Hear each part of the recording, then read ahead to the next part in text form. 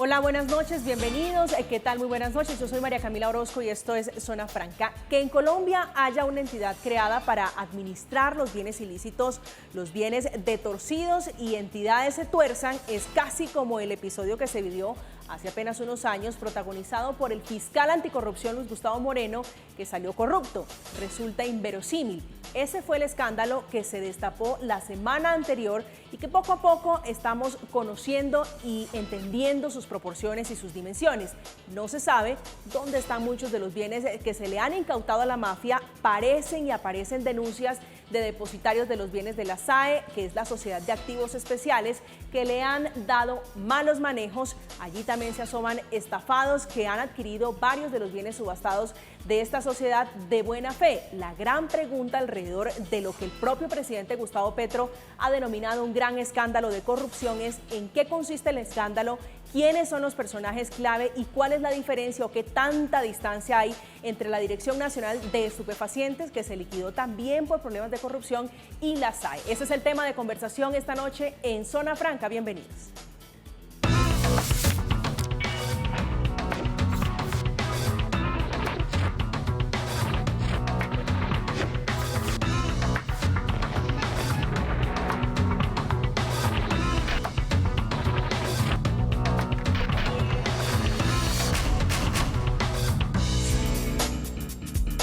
La SAE es una figura que se conoce desde el 2014, ese es su origen y se hizo bajo el mandato del entonces presidente Juan Manuel Santos. La entidad surgió luego de que se liquidara la muy cuestionada Dirección Nacional de Estupefacientes. De allí salieron varios de sus funcionarios, incluyendo algunos de sus directores, de sus presidentes, condenados por hechos graves de corrupción alrededor de lo que fueron malos manejos de esta que es la administradora de los bienes de la mafia, pero también de delincuentes de cuello blanco. Esta noche, a propósito de ese tema, está con nosotros Santiago Morales, que fue secretario técnico del Consejo Nacional de Estupefacientes y justamente, doctor Morales, uno de los estructuradores de la liquidación de la Dirección Nacional de Estupefacientes. Buenas noches y bienvenido a Zona Franca. María Camila, muchas gracias por invitarme y a todos los televidentes. Gracias. Usted que ya conoce, doctor Morales, sobre la Dirección Nacional de Estupefacientes, la pregunta que nos hacíamos es ¿qué tanta diferencia hay entre la DNE y la hoy conocida SAE? Hablando en términos de corrupción, ¿qué tanto se parecen? Yo pensaría que ninguna, en realidad, aparentemente ninguna. Ahí hay que hacer unas claridades. La Dirección Nacional de Estupefacientes era una entidad que en sí misma era un esperpento jurídico. Era una entidad que administraba, por un lado, los bienes incautados y con extinción de dominio al narcotráfico y al mismo tiempo decidía sobre la política de drogas de Colombia.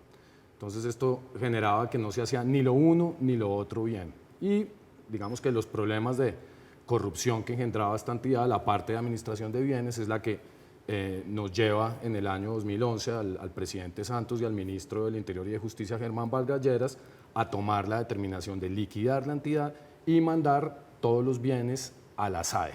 Y por su parte, lo que era la política de drogas, se envió al nuevo Ministerio de Justicia en aquel entonces. Fueron dos cosas que sucedieron de manera simultánea, pero respondiendo a tu pregunta y hecha esa aclaración, está claro que al día de hoy nada ha cambiado. Hablando en términos de administración, doctor Morales, en las últimas semanas el presidente Petro, algunos congresistas, senadores para ser más exacta, se han referido a esto, a la administración de los bienes de la mafia, como el gran escándalo de corrupción. ¿Cómo interpreta usted, que participó en la liquidación de la Dirección Nacional de Estupefacientes, lo que está ocurriendo ahora con la SAE? Muy bien, pues primero te aclaro, yo participé en la liquidación como estructurador del decreto que ordenaba la liquidación. Es decir, para liquidar una entidad pública o privada se requieren una serie de requisitos impresionantes, muy complejos, para tomar esa decisión, y fue bajo mi coordinación que se tomó esa decisión y que se estructuró un informe técnico que reunía las condiciones necesarias para liquidar. Yo me retiro en el momento en que la entidad queda en liquidación y en ese momento lo toma, que eso es otro tema sobre el cual podemos hablar, la previsora de seguros, la fiduciaria previsora, que es del Estado, quien designa a su vez como agente interventora a la doctora María Mercedes Perry, perdón, como agente liquidadora. Entonces, quedando claro que lo que hicimos nosotros fue dejar las instrucciones para que se liquidara, aparentemente, por múltiples razones, tampoco se cumplió con lo que ahí se estipulaba. La prueba de ello es que en el decreto original establecimos que esa liquidación debía hacerse solamente en un año, máximo un año, porque aunque suene complejo, la liquidación de la Dirección Nacional de Estupefacientes como entidad era muy sencilla. Lo que era complejo era hacer un inventario de los bienes que estaban en el Frisco, en el Fondo de Reparación Integral de las Víctimas del Narcotráfico. Eso era lo complejo, que debía ser lo que se pasaba a la SAE, pero máximo un año después. Aquí, de una manera que nunca nos explicamos por qué, prorrogaron ese decreto 2 veces más, habiendo lo que en principio estaba programado para un año, se tomaron 3, con el agravante de que en el informe final que rinde la liquidadora del ADN a la SAE y al presidente de la República, se advierte que solamente se alcanzó a depurar el 90% de los bienes de la masa, es decir, queda ahí como un 10% volando que en términos de bienes puede que sea poquito, 10% no es mucho respecto de 100, pero si pensamos que ese 10% en términos absolutos puede ser donde eventualmente estuvieran los bienes más preciados, eso es un jurgo. Cuando hablamos de bienes de la mafia, usted que conoció ese proceso de liquidación, ¿a qué nos referimos? ¿Estamos hablando de casas, de carros? ¿Qué tipo de bienes? Pues lo primero es, hay 2 categorías de bienes que hay que entender. Uno son los que están, por así decirlo, decomisados, incautados es la palabra técnica, que son bienes que se le quitan a un presunto, digamos, vinculado con el narcotráfico, y el segundo tipo de bienes son los que ya tienen extinción de dominio, es decir, por ponerlo en unas palabras más simples, se administran bienes que están, por así decirlo, decomisados y otros que ya son de la nación. Eso en cuanto a los tipos de bienes. Y en cuanto a las clases de bienes, pues ahí hay de todo. Eso es como en la vida real. Hay bienes, hay activos tangibles y hay activos intangibles. Hay sociedades que tienen bienes activos, pueden ser inmuebles, rurales o urbanos, así como también hay bienes urbanos y rurales que llegan ahí solitos, es decir, que no necesariamente están dentro de una sociedad que era de un narcotraficante, sino que pertenecían a alguien y por cuestiones legales llegaron a esa masa. Hay de todo, hay joyas, hay obras de arte, hay dinero en efectivo. Como te decía, hay bienes rurales, inmuebles rurales y inmuebles urbanos. Hay sociedades que tienen todo tipo de bienes, lápices, cajas fuertes, muebles, es decir, todo cabe ahí. Aquí cuando usted menciona, doctor Morales, hace apenas unos minutos, que el propósito era hacer un gran inventario de la bolsa que había de bienes administrados por el Estado, bienes de la mafia, ¿por qué no se logró cumplir con ese propósito? Pues yo he estado revisando estos días ese tema. En el momento en que yo me retiro en 2011,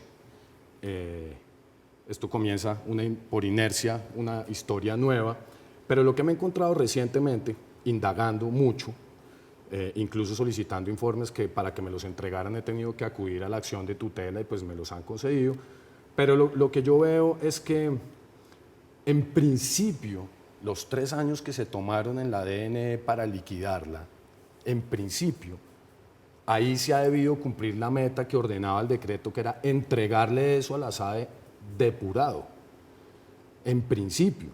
Es decir, el día que yo me entero que finalmente liquidan la DNE y hay un informe de gestión, es porque me imaginé, como todos nos lo imaginaríamos, que el 100% de los bienes fueron depurados y entregados debidamente a la SAE. Pero fíjate lo curioso, he logrado conseguirme un informe que yo estoy seguro que en este momento está perdido en los anaqueles de las entidades, pero lo tengo acá y lo voy a radicar tan pronto salga de este programa, se lo voy a entregar al nuevo presidente de la SAE y al fiscal encargado de turno, donde la liquidadora, María Mercedes Perry, le entrega al presidente de la República un informe que da cuenta del estado en que entrega la liquidación y desde el preámbulo mismo dice que el 90% de los bienes han sido depurados. Es decir, es como si fuera un reconocimiento que a pesar de que culmina la liquidación como debería haber sido, faltó depurar el 10% de los bienes. Eso lo certifica la liquidadora. Ahora, hay algo más grave que me encuentro en este informe. En el decreto que establecía cómo liquidar la ADN, se establecía que la liquidadora tendría una junta asesora que debía darle visto bueno absolutamente a todo lo que decía la liquidadora. Es decir, como la junta directiva en cualquier empresa. La liquidadora era simplemente una gerente, bueno, simplemente entre comillas. Esa junta estaba compuesta por el ministro de Defensa, el ministro de Hacienda, el ministro de Justicia y un delegado del presidente de turno. Es decir, la responsable no es solamente la liquidadora.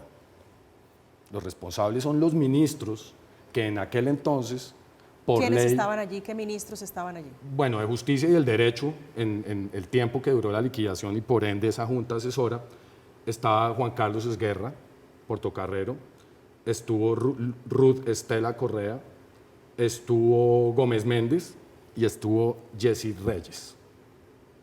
Ellos 4 pertenecían a la junta asesora de esa... Eso es lo que tiene que ver en con lo que tiene que ver con justicia. En Defensa estuvo todo el tiempo el doctor Juan Carlos Pinzón y en Hacienda estuvo el doctor Juan Carlos Echeverry y el doctor Mauricio Cárdenas. Ahora, el mismo decreto establece que el informe final de liquidación deberá ser elaborado por la gerente de turno, en aquel entonces María Mercedes Perry, y validado, visado por esos ministros que te acabo de decir, que en caso de no ser visado por ellos, debía devolverse y ser corregido. Es decir, en la norma quedó muy claro que ellos, esos ministros que acabamos de nombrar, eran los responsables de que el informe final de liquidación estuviera perfecto, es decir, con el 100% de los bienes saneados, algo que nunca se conoció.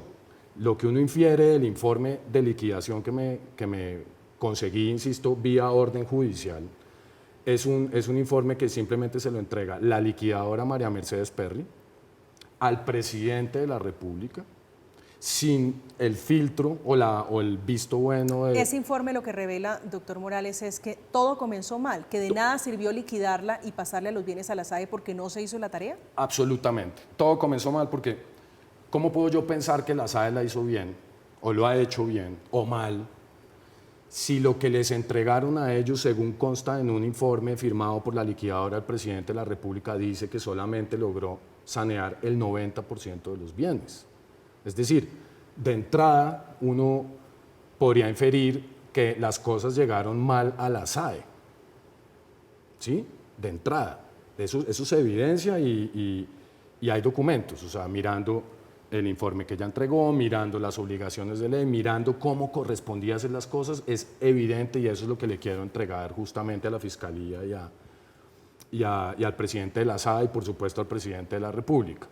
Ahora, otro capítulo es una vez eso llega a la SAE, que pues ahí también uno puede inferir cosas a las cuales si quiere nos podemos referir. Claro, pero si la casa no la recibe usted en orden, si usted no recibe, es muy difícil llevar las riendas de un tema tan complejo. Digo, solamente en la liquidación fueron 3 años y se prorrogaron.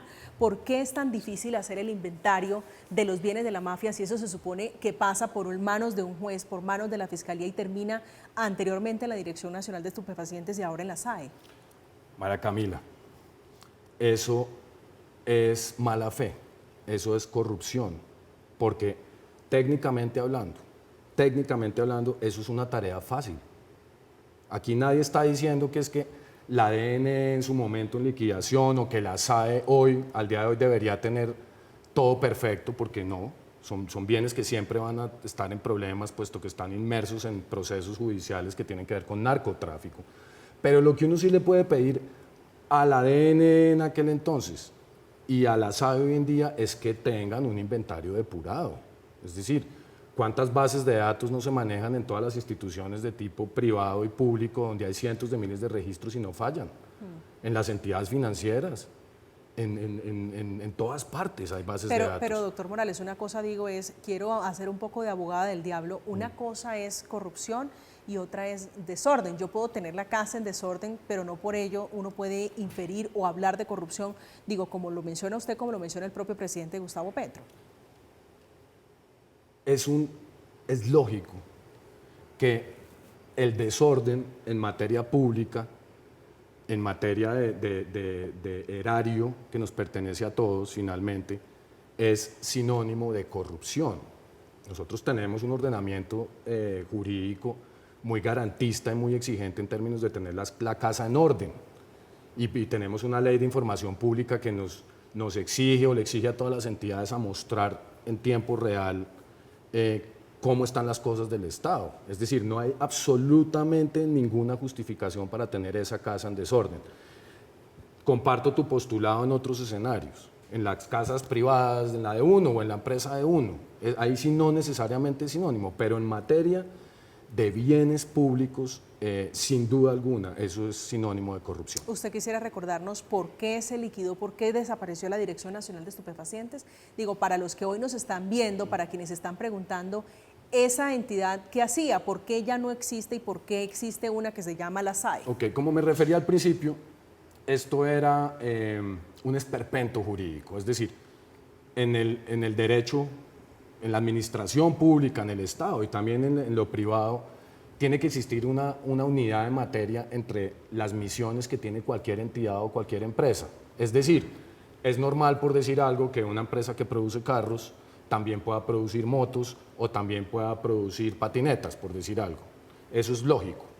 Lo que no es lógico es que una empresa que produzca carros también produzca o preste servicios hospitalarios, por ejemplo. Claramente son dos cosas, no están en el mismo core de negocio, como se dice, utilizando la jerga americana, no tienen la misma unidad. Y eso era lo que pasaba aquí en la DNE. La Dirección Nacional de Estupefacientes era una entidad donde se administraban dos cosas que nada que ver, nada que ver. Parecería que sí, pero no. Una eran los bienes incautados y con extinción de dominio del narcotráfico, bienes, pero como a título de inmobiliaria, de administradora de recursos, por así decirlo, como tantas inmobiliarias que hay públicas y privadas que administran bienes. Y el otro tema, que era función de la DNE, era nada más y nada menos que definir la política de drogas de Colombia. Es decir, la posición del Estado y la política de drogas en todo sentido, en términos de educación, en términos sancionatorios, etc. Entonces, ¿qué pasa ahí? El tema de bienes tenía un peso mucho mayor que el de política de drogas en aquel entonces. Es decir, a la gente, a los políticos, a los narcotraficantes, a los funcionarios corruptos, a todo el mundo le interesaba lo que pasaba con los bienes, como hoy en día con la SAE, pero en aquel entonces eso era lo que primaba. Y la política de drogas era un tema que estaba por allá relegado a un segundo plano, que estaba también en manos del Consejo Nacional de Estupefacientes, cuyo presidente era en aquel entonces el ministro del Interior y de Justicia, pero el tema es que eran dos cosas que nada que ver.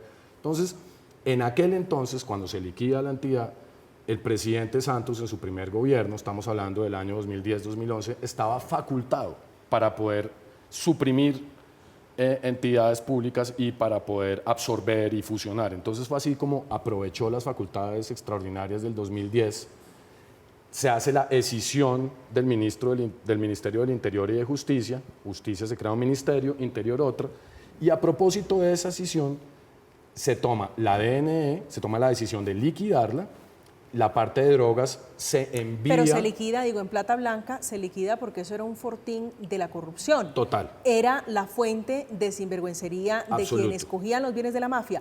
A eso me refería yo, doctor Morales, cuando le preguntaba qué tanto se parece eso de hace algunos años con la DNE o de la DNE con la SAE. Es que hoy lo que estamos viendo es bienes administrados por quienes no tienen que estar administrados. Algo muy parecido, digo, debe ir de la DNE a la SAE. Es idéntico. Es idéntico. Ahí, terminando lo que estaba diciendo, la parte de drogas se fue para justicia. Entonces nos quedamos con los bienes. Los bienes pasan a la SAE. ¿Por qué es la SAE? La SAE es una entidad adscrita al Ministerio de Hacienda. Y la función de la SAE es justamente administrar bienes del Estado.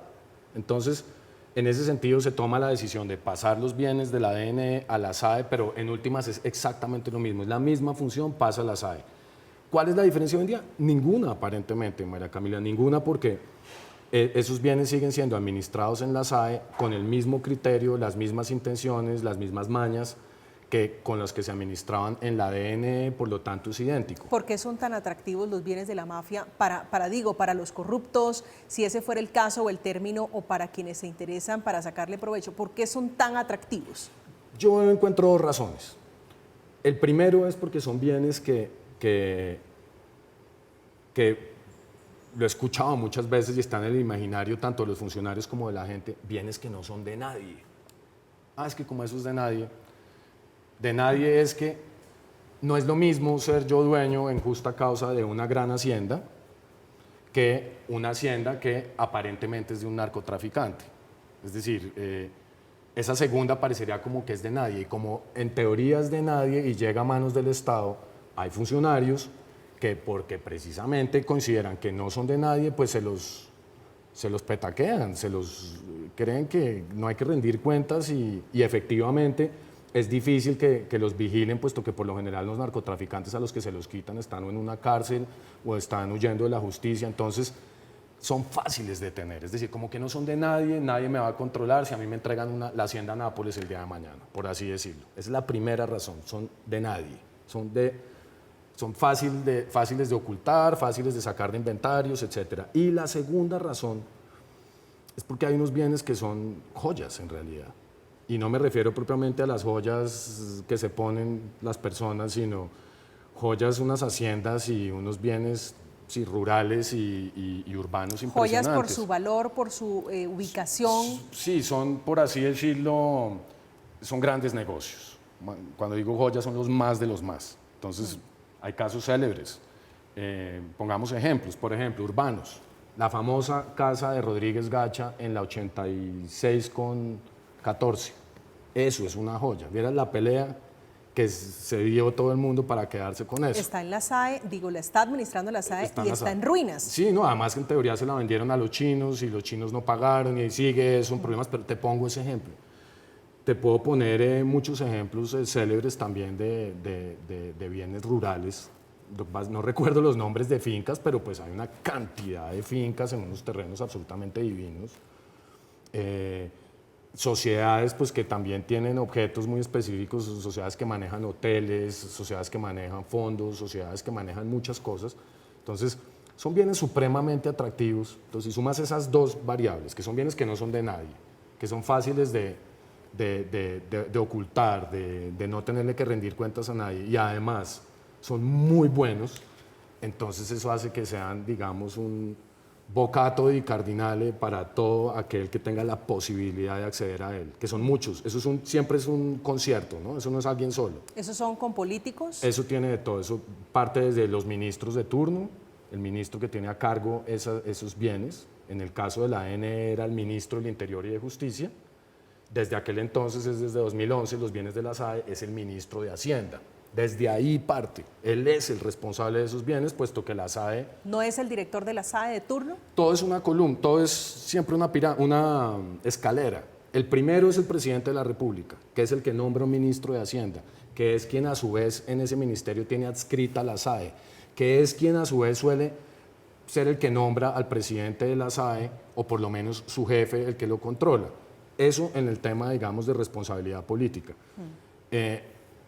También los congresistas, claramente. Al estar eso bajo la administración del Ejecutivo, es decir, del ministro de Hacienda de turno y el director de la SAE, el presidente, pues esos bienes sirven para repartir mermelada, ¿no? Entonces a los conservadores les entrego los rurales de aquí, a los liberales estos otros, y en ese orden de ideas los políticos recomiendan amigos para que sean a su vez los que administran esos bienes, es decir, los depositarios. ¿Sí? Ahí ya vemos Ejecutivo y congresistas.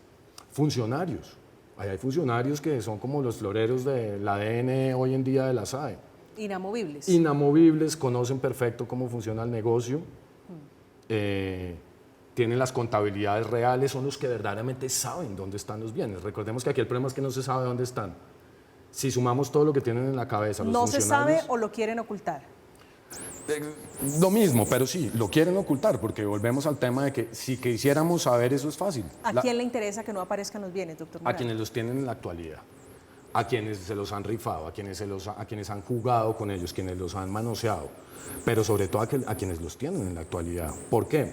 Porque si yo tengo a mi cargo algo que no se sabe dónde está, pues mucho menos alguien me va a poder pedir cuentas porque ni siquiera sabe de qué se trata. ¿Sí me explico? Es como lógico, mientras no se sepa dónde está la finca que le tienen asignado a fulano de tal, ese fulano de tal está haciendo de las suyas, administrando esa finca, administrando el hotel y percibiendo ingresos sin que nadie se los esté controlando. Es un negocio muy grande, es un negocio jugoso y lo que recibe el Estado por esa administración en muchas ocasiones es burlesco, da pena realmente, es una burla para el Estado colombiano porque son arriendos en algunos casos y se ha denunciado desde el Congreso de la República, son arriendos para que usted se sorprenda muy cerca a Unicentro en Bogotá, que valen pequeñas fortunas los arriendos. Allí uno de esos locales en cabeza de un depositario paga 35.000 pesos, sin contar los bienes rurales donde hay arriendos en haciendas, en grandes extensiones de tierras por 65.000 pesos. Estamos en Zona Franca, vamos a hacer una pausa, ya regresamos.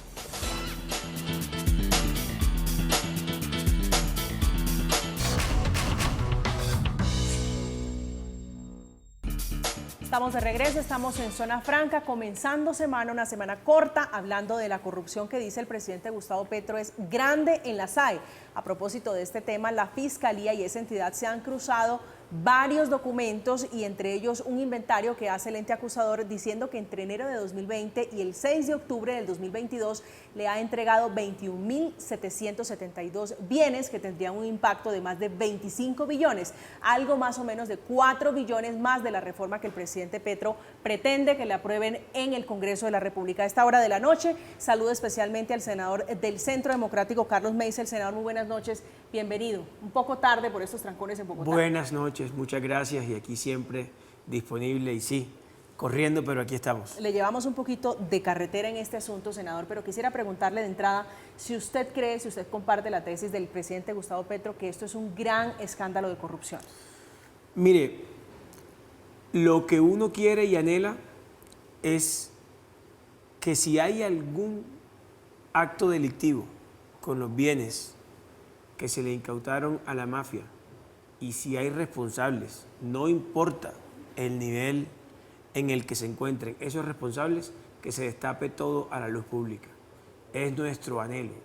Lo primero que hay que hacer es un inventario serio de cuáles son los bienes de la SAE. Y nosotros en el Congreso estos 4 años hicimos muchos esfuerzos por volver líquidos esos activos que de alguna manera el Estado está llamado a enajenar, pero enajenarlo bien, enajenarlo en los precios que son y flexibilizar cualquier tipo de tarifas o de posibilidades para agilizar muchos activos que hoy tiene el Estado, que antes le cuestan al Estado mantenerlos y no es fiscalmente rentable, pero lógicamente, repito, hacerlo no con maniobras delictivas, sino hacerlo bien. En el Congreso de la República hace apenas unas semanas, unos días, sus compañeros Antonio Correa, que es costeño, es de la costa, y la senadora Isabel Cristina Zuleta, que es antioqueña, revelaron, hicieron unas aseveraciones allí de corrupción frente a la administración. ¿A usted le convence, cree que son sólidas esas aseveraciones sobre la corrupción en la SAE? Lo que yo creo que se tiene que hacer es una investigación profunda. Yo soy enemigo de señalar sin pruebas, pero tampoco de creer que en este país no se pueden presentar problemas con tantos bienes incautados a la mafia. Usted dice que desde el Congreso lo han estudiado. Uno de los ejemplos que ponía el senador Correa era administración, por ejemplo, en Unicentro a 35.000 pesos, un local muy cerca a Unicentro. Usted que vive aquí, que conoce Bogotá, sabe que eso es prácticamente imposible en ese sector de la ciudad. Sí, y uno escucha muchos bienes, centros comerciales, fincas, locales, en fin, uno escucha unas cosas arrendadas en los valores que no son, y también uno escucha una rigidez en muchos activos que tienen unos precios que si los mantienen, pues van a envejecer en manos del Estado y no es otra cosa que un deterioro. Aquí yo creo que hay que encontrar una línea media en poder flexibilizar esos valores para que se vuelvan atractivamente comerciales, pero hacerlo de cara a la ciudadanía y hacerlo, repito, con toda la transparencia. Uno quiere que el Estado enajene esos activos, porque en gran parte de ellos lo que significa para el Estado colombiano estar manteniendo bienes de mafiosos es un gasto fiscal que no tiene por qué tener el Estado colombiano. Queremos que los enajenen, pero que los enajenen de manera transparente y sin corrupción, lógicamente. ¿A usted le suena familiar, doctor Morales, esas cifras? 35.000 pesos aquí en Bogotá, un local cerca a Unicentro, 65.000 creo que es la cifra aproximadamente de un predio rural para administrarlo, un arriendo, un pago de arriendo en ese valor. Sí, claro, eso y otras muchísimo más impresionantes. A ver, hay una puerta que nos abre la Constitución, desde la misma Constitución, y que al Estado le ha dado, bien sea miedo o por falta de voluntad política, que permite, una norma que permite que todos los bienes que son incautados al narcotráfico, ojo, no estoy hablando de una extinción de dominio, no estoy hablando de los que ya son del Estado, sino los incautados, que son la mayoría, sean enajenados tan pronto se incautan. Y eso suena un poco atrevido y loco en principio, porque pues uno diría, bueno, ¿y qué pasa si después del proceso de extinción de dominio resulta que el bien efectivamente tiene que retornar al que se lo incautaron? Pues lo dicen las estadísticas, que los bienes que tienen esa suerte de que regresan al dueño son inferiores al 5%. Entonces, países como México, países como Inglaterra, permiten, incluso obligan, que bien que se incauta, bien que se vende. El Estado no tiene por qué estar administrando bienes de nadie, y mucho menos de mafiosos.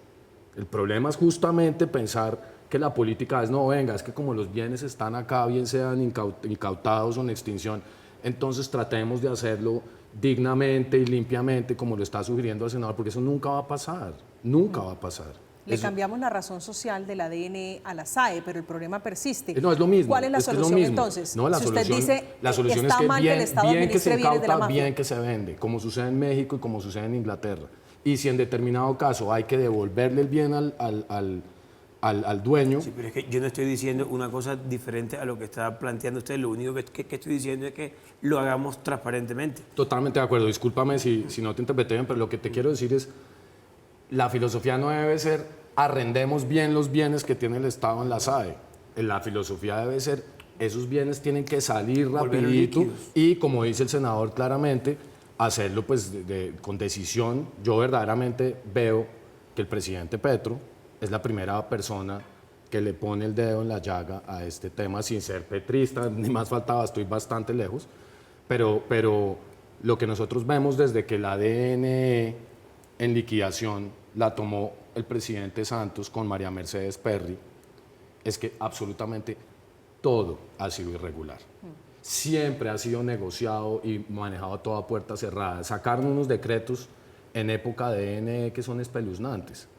Hay un decreto que modifica el decreto de liquidación, un decreto de un año después. ¿Qué dice qué? Que dice, uno, que la DNE de liquidación asume funciones de policía judicial, y en ese orden de ideas la liquidadora de la DNE se podía meter a cualquier bien que ella considerara que era de la mafia de manera sumaria, y dos, que para la venta de esos bienes se puede hacer por venta directa, es decir, a dedo.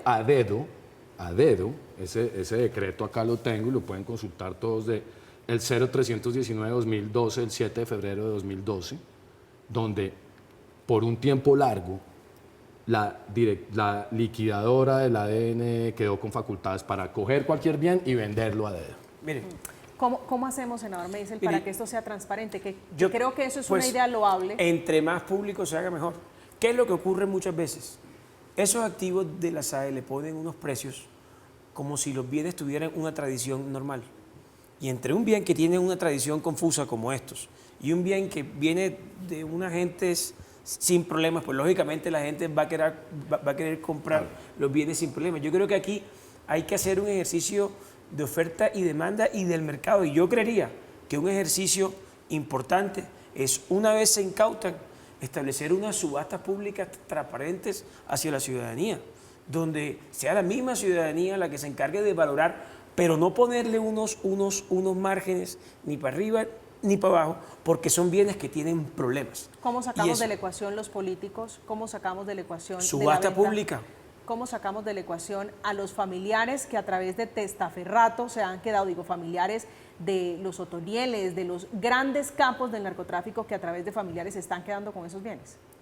Mire, lógicamente las autoridades, los entes llamados a investigar, tienen que, por decirle un tema, si me copian el tema de la subasta pública, entonces ver quiénes son los que van a participar en esa subasta. Y entonces ver si es que es un primo de Otoniel, pues lógicamente no meterlo dentro de la subasta. O sea, aquí también hay que hacer uso de la inteligencia y de la investigación de los organismos del Estado para poder facilitar estos mecanismos. Mire, yo soy un convencido que la SAE no tiene que estar haciendo nada administrando bienes de mafiosos. Eso le cuesta al Estado. Y además que le cuesta al Estado el deterioro que tienen la gran mayoría de esos bienes.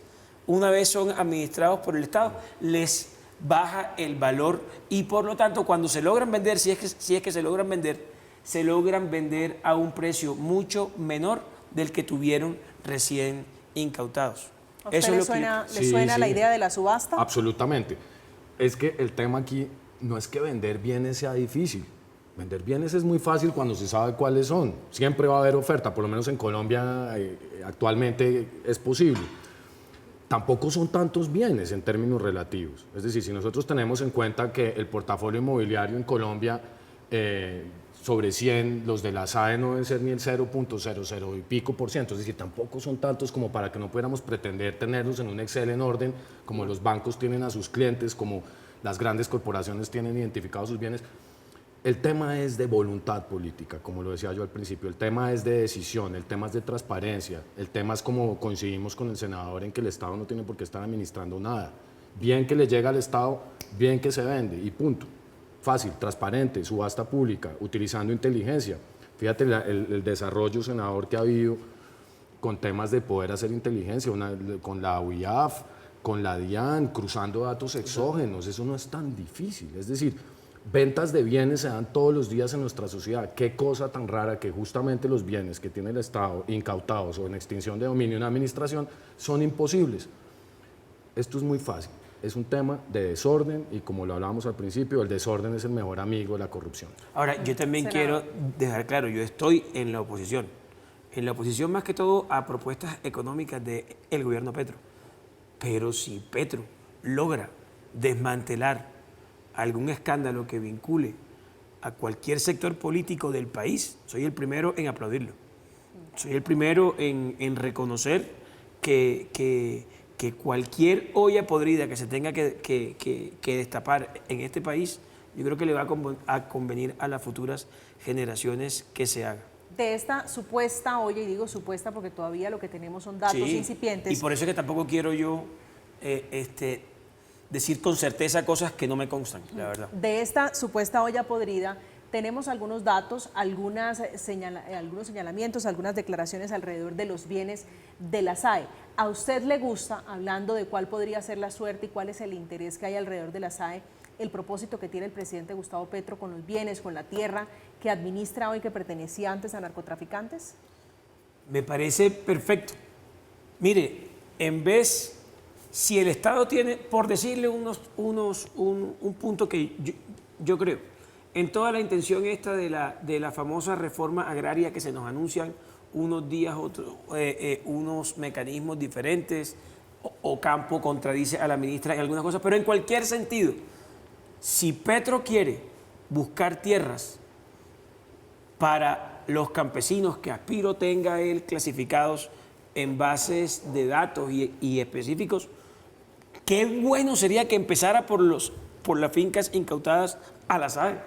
No está maltratando a nadie, está haciendo uso de unos bienes que se obtuvieron en unas economías ilícitas y que le causaron daño en su momento al país, con bandas que desangraron a la fuerza pública, a la sociedad civil, en fin. No hay forma más bonita de empezar esa famosa reforma agraria que haciendo uso de los bienes incautados a la mafia. Es mi visión. La suya, doctor Morales, frente a la idea del presidente Gustavo Petro de entregar esos bienes a campesinos, a víctimas. No, digamos, eso no es una idea del presidente Petro. Eso lo dice la norma. Recordemos que los bienes que administra la SAE pertenecen a un fondo que se llama el Frisco, que es el Fondo de Reparación Integral para las Víctimas del Narcotráfico. Es decir, la norma dice que plata que ingresa al Frisco, a la nación, es un fondo cuenta en realidad, que ingresa al Frisco, bien sean activos, llámese una finca, una sociedad, o en dólares o en euros, esa plata está destinada para reparar a las víctimas del narcotráfico. Y por supuesto que las principales víctimas del narcotráfico son los campesinos de Colombia, o por lo menos estarían dentro de los primeros, porque pues, finalmente el narcotráfico es el que... Despojaron de los terrenos. Exacto, pero creo que coincidimos ahí. Entonces yo creo que lo que tiene que hacer, lo que está proponiendo el presidente Petro es cumplir la ley. Lo que pasa es que suena súper taquillero, pero ojalá lo haga, porque ese mismo mandato o esa misma obligación de lo que va a hacer el presidente Petro, lo tienen desde que se creó la Dirección Nacional de Estupefacientes. ¿Ha habido otros mandatarios que han intentado hacer cumplir la ley como usted Mira, lo dice? siempre dicen lo mismo, Camila. Te invito a que vayas a internet y escribas las frases claves de reparar, entregar bienes a los campesinos, presidencia de la República, narcotráfico, y te van a salir todos los últimos presidentes con esa misma intención y lo van a haber anunciado, porque es que eso es lo que dice la norma. Y lo dijeron en algún momento, lo dijeron en discursos de posesión, lo dijeron en informes de gestión. Nunca lo hicieron, nadie lo ha hecho. No hay un presidente que se salve de la hecatombe que ha sido el manejo de los bienes del narcotráfico. Sí, si eso dice la norma, quisiera preguntarle a usted, senador Meisel, si los presidentes que han antecedido al presidente Gustavo Petro lo han intentado, ¿qué tan difícil o qué tan fácil va a ser el camino para él? Digo, se lo pregunto porque esto arrancó en campaña, ha sido una idea de campaña y ha sido de las primeras cosas o de los primeros objetivos del presidente Petro. Yo creo que está en sus manos hacerlo, yo creo que puede hacerlo. Los antiguos presidentes, lo que nos trae a este programa son posibles actos de corrupción. Eso no lo faculta ninguna ley, eso simplemente hace parte de defectos de la conducta humana y eso no es culpa de las entidades ni de los bienes. Ahora, ¿en qué sí estoy yo totalmente de acuerdo con el doctor Santiago? Y es que el doctor Petro puede perfectamente tener la voluntad de poder realizar y hacer realidad la liquidación, no, sino volver líquido esos activos para el país. Si él lo quiere hacer, puede flexibilizar la tramitología, puede flexibilizar incluso los topes de valores. Es que yo creo que ahí está el cuento. Mire, enfrente de mi casa en Barranquilla vivía este señor Alex Saab. Por esa casa están pidiendo, o la SAE estaba pidiendo creo que 18.000 millones de pesos. Eso no lo va a comprar nadie nunca. Entonces aquí sí que ponerle una flexibilidad que yo creo que la subasta pública, con un precio base, como pasa en cualquier subasta, puede funcionar para volver líquido esto. ¿Usted cree que eso es viable, es posible, si ni siquiera se tiene un inventario real? Lo dice el presidente, lo dice el mismo Daniel Rojas, que es el director de la SAE, el presidente de la SAE.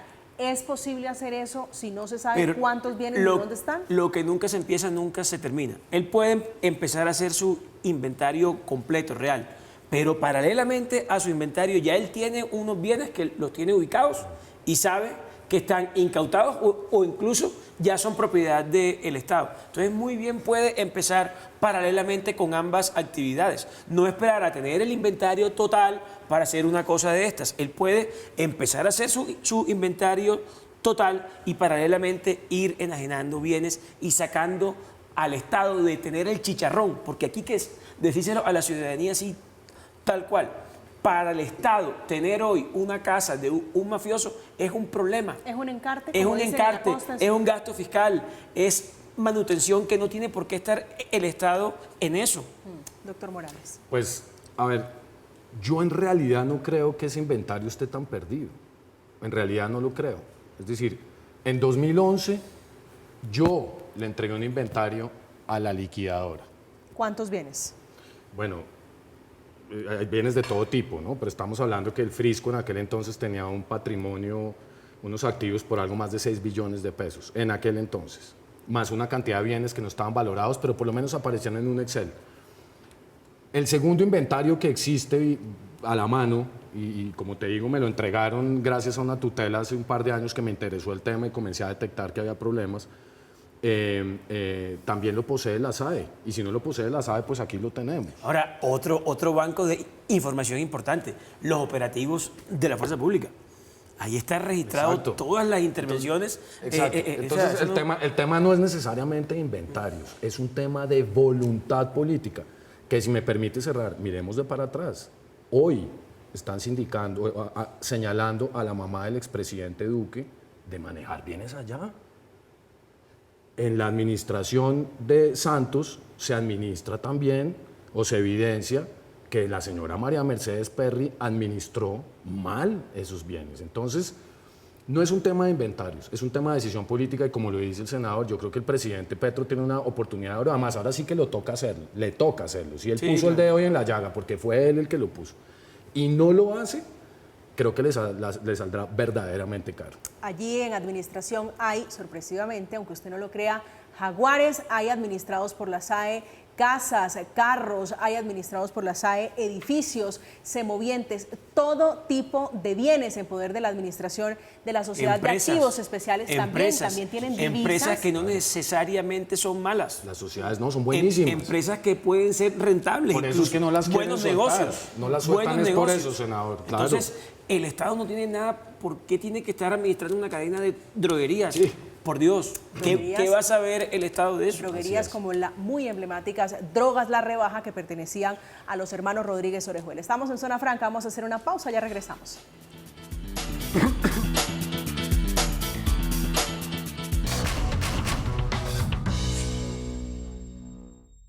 Estamos de vuelta, estamos hoy comenzando una semana corta hablando de la presunta corrupción en la SAE. Otro de los afectados con ese asunto que ha operado en la SAE son varias personas que adquirieron un bien de buena fe con esa entidad mediante la modalidad de subasta y aún no les ha sido entregado o han tenido algún tipo de inconveniente y los van a seguir teniendo con esta que tiene los ojos del presidente Gustavo Petro. Doctor Santiago Morales, ¿cuál sería la gran reflexión alrededor de este tema? Usted que participó en el sepelio, como le puedo decir uno, de la DNE, ¿estamos ante un nuevo sepelio de la SAE en este caso?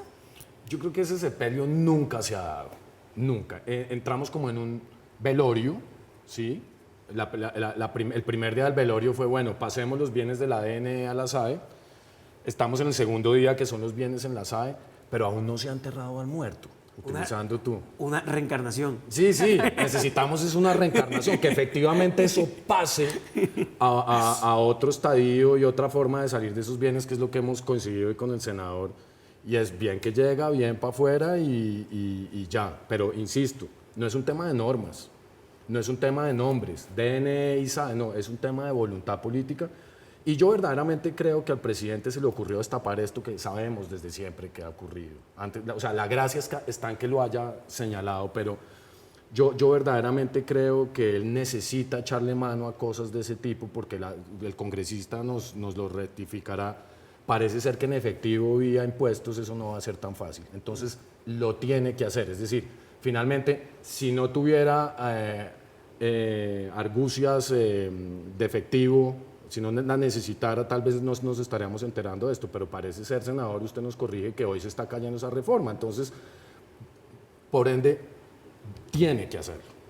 Senador Meis. Yo creo que son dos las reflexiones aquí. Una cosa son los posibles hechos de corrupción, el cual el llamado es a la investigación profunda y que pase lo que tenga que pasar.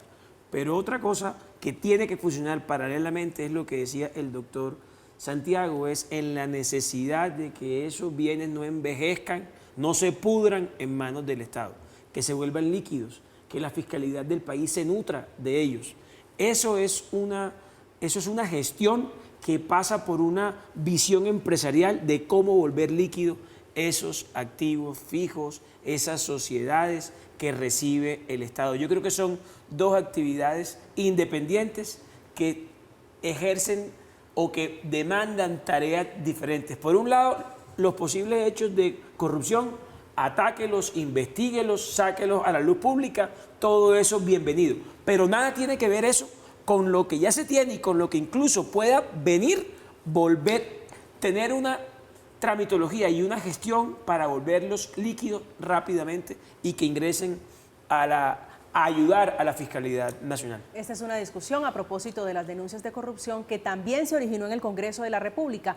A propósito de este tema, era la gran base de la reforma agraria del presidente, muy accidentada reforma agraria del presidente Gustavo Petro, porque era de allí de donde le iba a echar mano a gran parte de la tierra que él pretende entregarle a campesinos y víctimas del conflicto armado en Colombia. Llegamos al final esta noche. Senador Meisel, ¿cómo están los ánimos en el Congreso de la República hoy? Hombre, en la reforma tributaria con mucha incertidumbre. Nosotros creemos que si esto pasa como lo plantea el gobierno, aquí vamos a tener un 2023 de desempleo, de inflación y de un decrecimiento económico importante. Y no queremos eso para el país. Ojalá uno escucha de alguna manera como un reciente llamado a la cordura por parte de otros sectores políticos que ojalá y lo expresen mediante votos la próxima semana. Carlos Meisel, senador por el Centro Democrático, gracias por acompañarnos esta noche, senador. A ustedes siempre muchas gracias y gracias al compañero Santiago y como siempre, María, un placer estar aquí. Gracias, señor. Su otro contertulio es el doctor Santiago Morales. Un placer, doctor Santiago, como siempre. Gracias a ti, que nos muchas acompañe. gracias y al senador también, muchas gracias. Llegamos al final de Zona Franca. Muy seguramente en las próximas horas, en nuestro próximo encuentro, estaremos hablando de la reforma tributaria, de la rebelión de los liberales que están condicionándole, poniéndole las cosas difíciles al petrismo, y unos de los alfiles de ese movimiento político, de esa coalición de gobierno, parecen no estarle ayudando tanto al presidente Gustavo Petro. Llegamos al final, como siempre, gracias, que tengan una feliz noche.